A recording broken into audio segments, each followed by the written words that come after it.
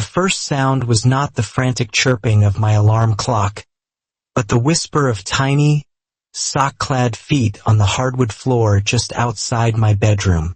It was a familiar symphony of impending chaos, the prelude to every sunrise in my small apartment. A muffled argument over which animated hero deserved their morning devotion, followed by the thud of a dropped remote control. I should have been annoyed.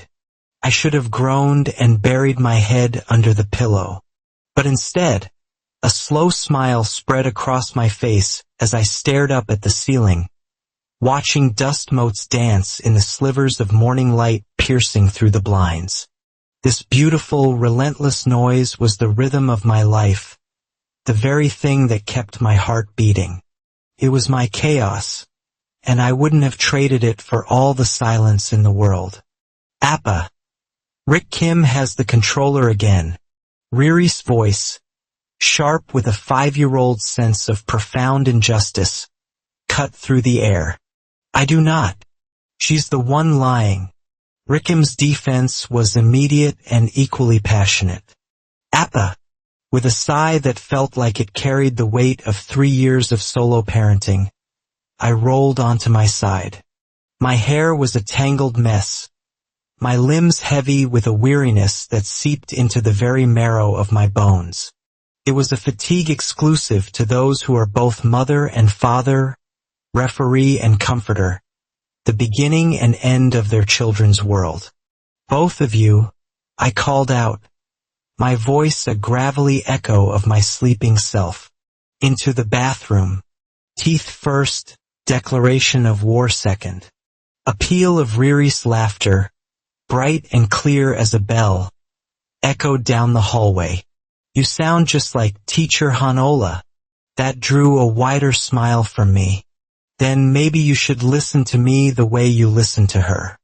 A moment later, they burst into my room, a tumbling, giggling force of nature. They were pure, unadulterated morning sunshine and weaponized mischief. At only 5 years old, they had already mastered the art of wrapping me around their little fingers. Riri's dark hair was pulled into a ponytail that listed dramatically to one side, a testament to her independent spirit. And Rick Kim, my little man of constant motion, had once again managed to put his t-shirt on backward.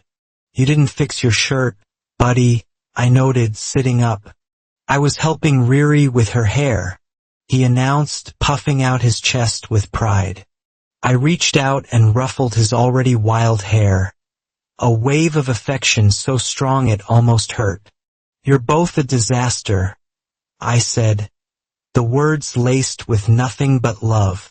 A beautiful, perfect disaster. These mornings were a whirlwind of misplaced shoes and spilled milk, but in the moments when I caught them sharing a secret giggle or helping each other with a stubborn sock, a warmth would spread through my chest, melting away the sharp edges of my exhaustion. After everything, the crushing loneliness that ambushed me in the dead of night, the constant, grinding exhaustion. These two tiny humans were my anchors. They were the reason I continued to breathe. My husband, Jayan, would have been so proud of them. He'd always predicted they would inherit his playful, rebellious streak. It has been 3 long years since the accident, 3 years since his laughter last filled these rooms. Some days, the grief is a dull, distant ache, a scar that barely pulls. On other days, it's a sudden, icy plunge into the depths of a frozen lake, stealing my breath and leaving me gasping. But I have learned to swim, to kick my way back to the surface, to breathe through the pain for them. This particular weekend was a rare gift. After dropping the twins off at my sister's house for a 2-day stay, I returned to an apartment that was suddenly, unnervingly still. The silence was vast and cavernous, echoing in a way that made the space feel alien. I found myself standing in the kitchen, listlessly stirring a cup of instant ramen, a bleak thought crossing my mind. Was it pathetic that I had completely forgotten how to have fun? That my entire identity had been subsumed by the title of Appa? Just then, my phone vibrated against the countertop. A message from Heine, my oldest and most dangerously persuasive friend. "You still breathing over there?" I typed back a weary reply. "Barely. Twins are gone. I'm celebrating with instant noodles." Her response was instantaneous. "Ramen? On your first night of freedom in what, 6 months? Absolutely not. I'm kidnapping you. Be ready in an hour." A groan escaped my lips. I typed back, "Heine, no. I'm not in the mood." I remembered the last time she dragged me out. It had ended with me, tearfully belting out old trot songs in a smoky karaoke bar. Her reply ignored my protest entirely. "Exactly. You were happy. You felt something other than tired. You deserve a night to remember you're more than just a dad. One drink. That's all I ask." An hour later, she was at my door, a shimmering force of glitter and confidence, her grin promising a night of delightful trouble. She wasn't wrong. The guilt of living, of even contemplating happiness after Jayan, was a heavy cloak I wore constantly. Maybe, just for one night, it was time to let it slip from my shoulders. "Fine," I sighed, surrendering to the inevitable. "But if I make a fool of myself, you're the one who has to explain it to the twins when they're teenagers." "Deal," she said, her eyes sparkling as she pulled me out the door.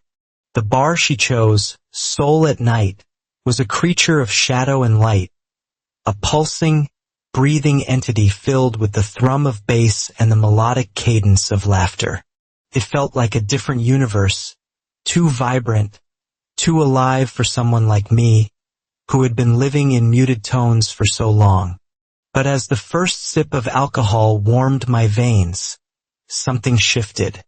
The neon lights, painting the world in hues of electric blue and seductive crimson, seemed to soften the harsh realities of my life, blurring the edges just enough to make them bearable. "You're staring?"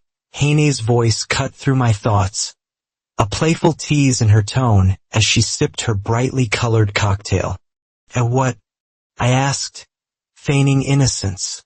"At him." I followed her subtle nod and my breath caught in my throat. Standing across the crowded room was a man who seemed to absorb the light around him. He was tall, with shoulders broad enough to carry the weight of the world, and his hair, as black as polished obsidian, was swept back from a face that looked as if it were carved from granite. He wore a simple dark shirt, but it did little to conceal the powerful frame beneath. He wasn't smiling. In fact, he looked as though the very concept of a smile was a foreign language he had no interest in learning. For a fleeting, heart-stopping second, our eyes met across the sea of people. A jolt, sharp and unexpected, shot through me. My pulse hammered against my ribs like a trapped bird. I tore my gaze away, my cheeks instantly flushing with heat. "Nope. Definitely not interested," I said, the words coming out far too quickly to be convincing. Heine's grin widened. "Then why are you blushing like a schoolboy who just got caught passing a note?" Damn it. She was right. The man didn't approach. He didn't have to. I could feel his gaze on me intermittently throughout the night. A heavy, unreadable pressure that was both unnerving and strangely thrilling. There was an aura of quiet authority around him, a stillness that made the very air in his vicinity feel denser, more charged. I didn't know it then, but this was my first encounter with Li Wang, the man who was about to take my carefully constructed, quiet life and shatter it into a million brilliant, terrifying pieces. One drink bled into 2 and then 3. The world softened into a beautiful mosaic of music, light, and Heine's infectious laughter. When I finally decided it was time to retreat to my quiet world, the room was spinning gently. Heine was deep in conversation with a handsome stranger at the bar, so I gave her a small wave, mouthing that I was heading home. I had barely stepped out into the cool night air when a firm but gentle hand closed around my wrist. "You shouldn't be walking home alone." I turned, and my heart did a somersault. It was him, the man with the storm cloud eyes. His voice was a low, resonant baritone, a smooth, deep sound like silk being drawn over rough stone. "I only live a few blocks away," I mumbled, my words slurring slightly. "I'm fine." "You don't look fine." A laugh escaped me, loud and uninhibited. "Are you always this brutally honest?" "Only when I see something precious that's in danger of breaking." The golden glow of a streetlight illuminated half of his face, casting his sharp jawline and high cheekbones in dramatic relief. His eyes, dark and piercing, studied me with an unnerving intensity, as if he were committing every line, every flaw, every trembling breath to memory. Perhaps it was the alcohol coursing through my system. Perhaps it was the profound loneliness that had been my constant companion for 3 years. Or maybe, just maybe, it was a long dormant part of me, a part one thought had died with Jayan, stirring from its slumber. Whatever the reason, I didn't pull my hand away. We walked. We talked. He asked few questions, but he listened with an attentiveness that made me feel seen for the first time in an eternity. I found myself telling him things I hadn't spoken aloud to anyone. About the twins, about the suffocating weight of my grief, about the tiny joys that kept me going. Somewhere between my drunken, rambling confessions and his quiet, thoughtful replies, the very chemistry of the air between us shifted. When we reached the familiar door of my apartment building, I hesitated, the key fumbling in my hand. "Well, thank you for the escort." "You're shaking," he observed, his voice soft. "Are you cold?" I wasn't. Not from the chill in the air. I was shaking from the intensity of his gaze, from the steady, unwavering way he looked at me that made my chest feel tight and my knees feel weak. Something inside me, a dam I had so carefully constructed, finally broke. In a moment of reckless, desperate abandon, I reached for his shirt, pulled him inside, and kicked the door shut behind us. The sound that dragged me from the depths of a heavy, dreamless sleep was the pitter-patter of tiny feet. I blinked, my mind a foggy, disoriented landscape. The world felt thick, and my arm was draped over something solid and warm. Someone warm. Oh no. The memories of the previous night crashed down on me like a tidal wave. The stranger, the bar, the desperate, searing kiss against my apartment door, the heat, the way I had clung to him. A starving man finally offered a feast, drawing comfort and life from his solid presence. And now that same stranger was asleep in my bed.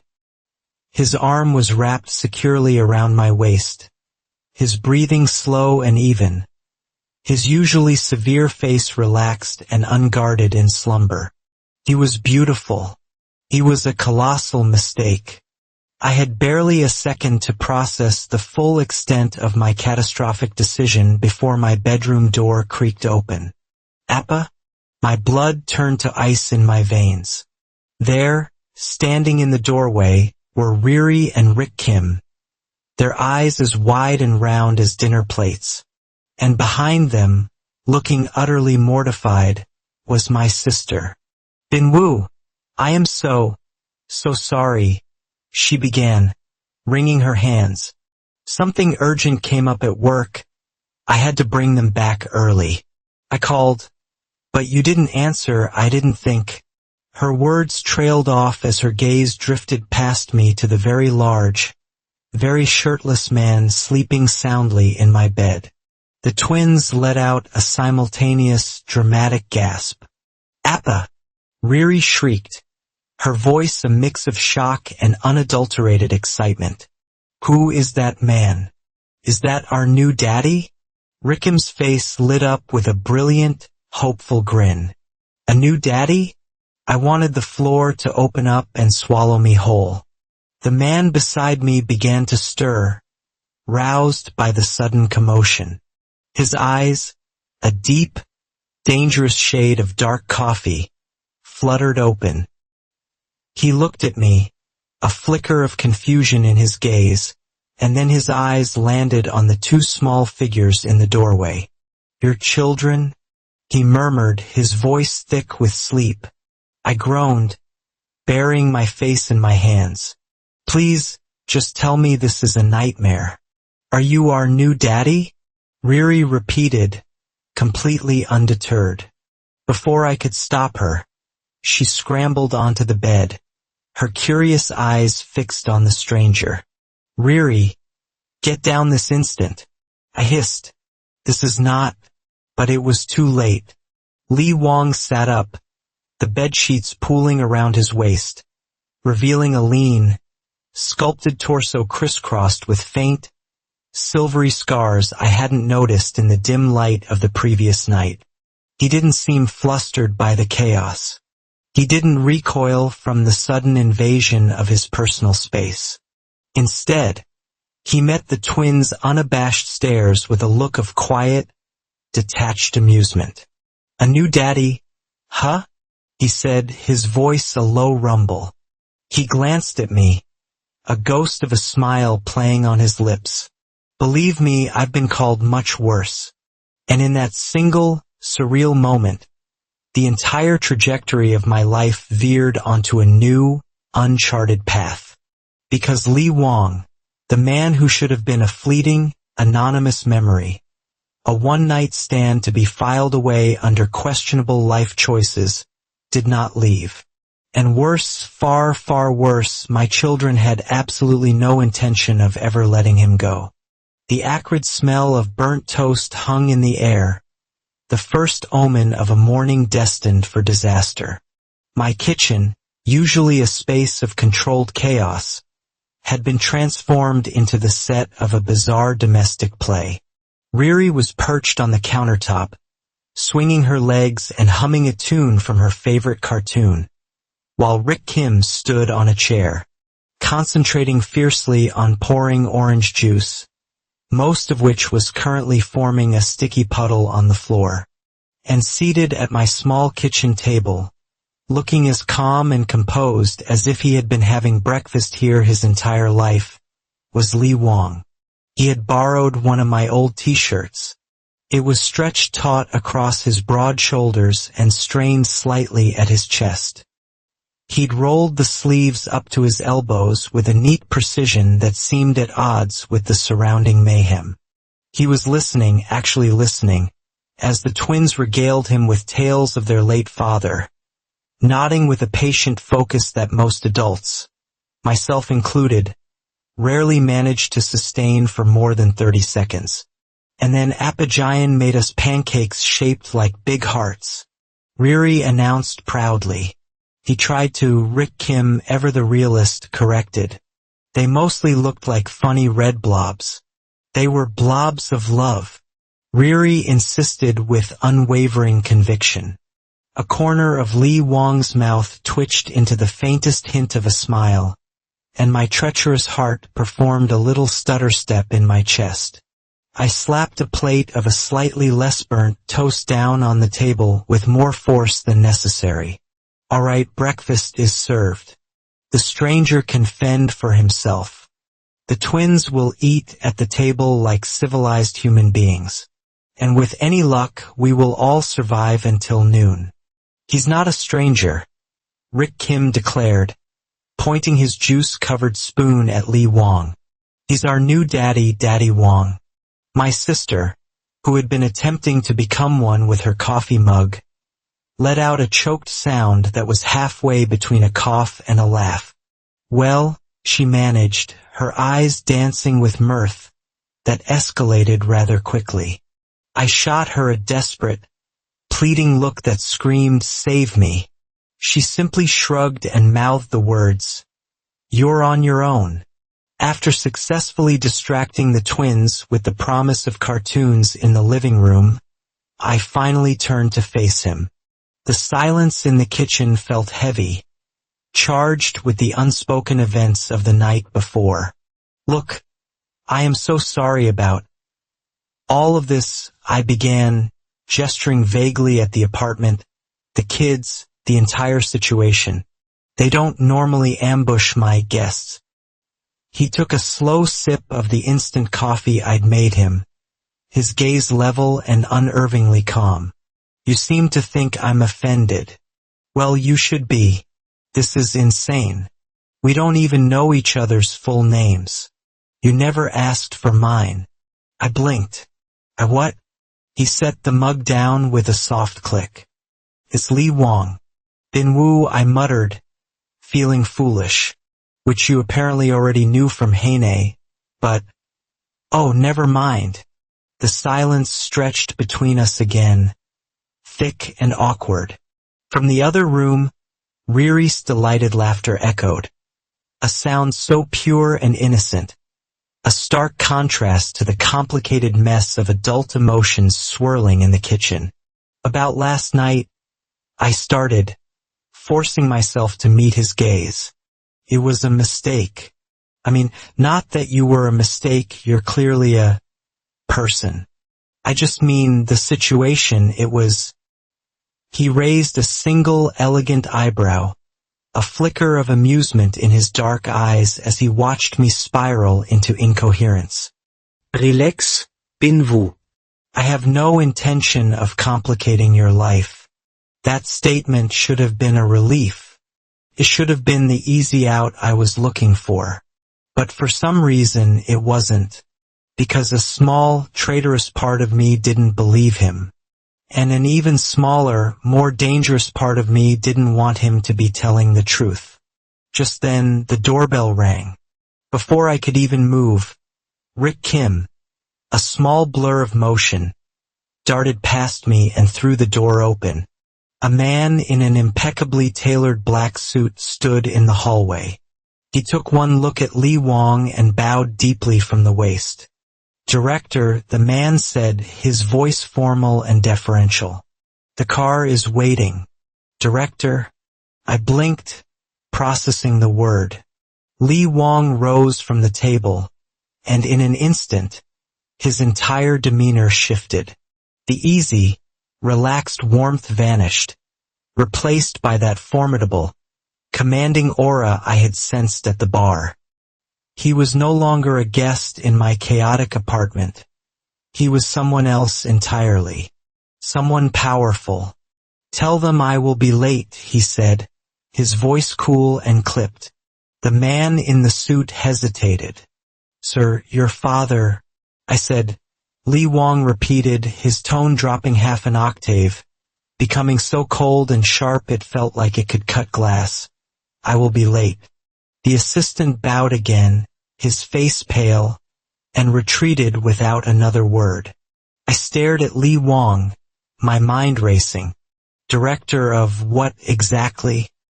He turned to look out the kitchen window, his profile silhouetted against the morning light.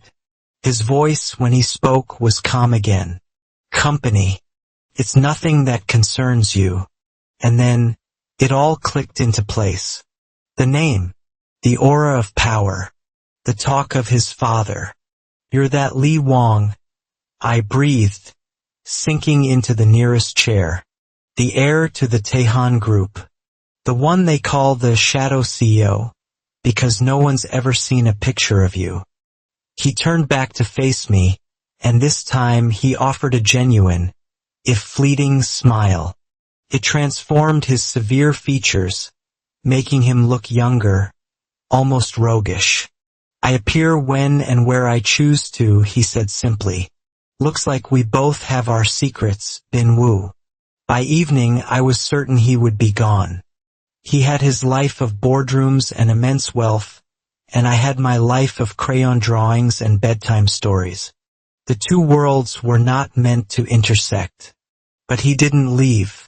Instead, he spent the afternoon on the floor of my living room, patiently helping Riri construct an elaborate pillow fortress and allowing Rick Kim to climb onto his shoulders, parading him around the room like a triumphant giant.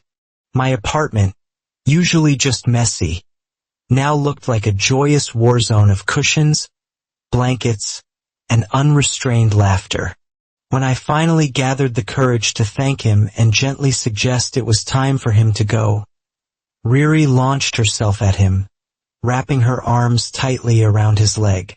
"You can't go," she declared, her lower lip trembling. "Daddy Wong promised he would read us a story." "Riri," I sighed. "I'm sure he did no such."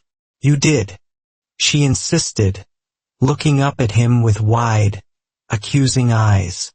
"You said, 'Maybe later,' and 'maybe' means yes." Lee Wong crouched down, bringing himself to her eye level.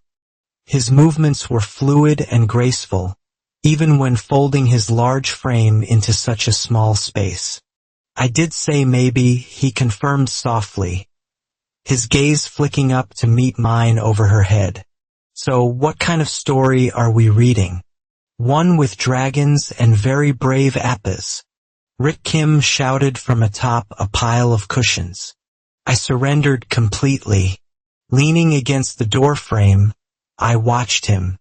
I watched this powerful, enigmatic man read a worn-out picture book about a clumsy dragon, his deep baritone softening for the funny voices, his expression patient and engaged. The twins were snuggled up against him, one on each side, their small heads resting on his strong shoulders, their eyes heavy with sleep. A strange, unfamiliar ache bloomed in my chest. It wasn't the sharp, stabbing pain of grief I was so used to. This was something new, a warm, confusing ache of something I hadn't realized I was missing. When the twins finally drifted off to sleep, nestled between us on the sofa, a comfortable quiet settled over the room. The city lights bled through the curtains, casting silvery patterns across his handsome, stoic profile. "You're surprisingly good with them," I admitted, my voice barely a whisper. He looked down at Riri's tiny hand, which was fisted tightly in the sleeve of his shirt. "They're honest," he answered, his voice low. "They remind you of what's actually real. Children don't lie about what they want." He paused, then added, "Adults, we forget how to do that." For a long moment we just sat there, the hum of the refrigerator the only sound in the apartment. I could smell his scent again, a clean, subtle fragrance of cedarwood and something that reminded me of fresh rain. It was a scent that felt both grounding and dangerous, stirring embers deep inside me that I thought had long since grown cold. He turned his head to look at me, his dark eyes searching mine in the dim light. "Do you still think last night was a mistake?" My throat felt tight. "I think it was unexpected." His gaze was steady, that unreadable mask slipping just enough for me to see a flicker of something vulnerable underneath. Unexpected isn't always the same as bad. And then he leaned in. It was a slow, deliberate movement, just enough for his forehead to gently brush against mine. It wasn't a kiss, not a demand, just a simple, profound connection. A tiny spark of electricity leaped across the small space between us, quiet but undeniable. The sudden, jarring buzz of the intercom shattered the spell. It was my sister's voice, tinny and apologetic. "Bin-vous? Sorry to bother you so late, but you forgot to sign the twins' permission slips for their school trip." I let out a shaky breath as Lee Wong pulled back and stood up. A faint, knowing smile curved his lips. It seems, he murmured, his voice a low, amused rumble, that the universe is not quite ready for me to leave yet. And just like that, what should have been a single night became something more, a fragile, unspoken arrangement that left him woven into the fabric of our world for a little while longer. The question was, what would happen when it was finally time to unravel the thread?